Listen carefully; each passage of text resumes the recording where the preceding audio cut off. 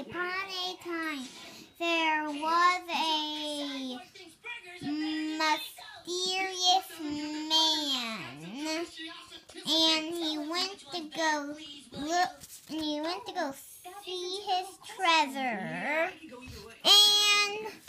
And one night, when the man was asleep, the treasure had been stolen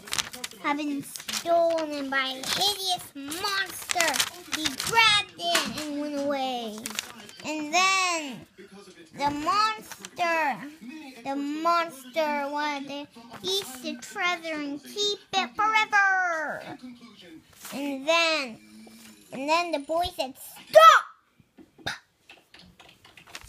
And then what happened was the guy stopped, and they got in a big fight with each other.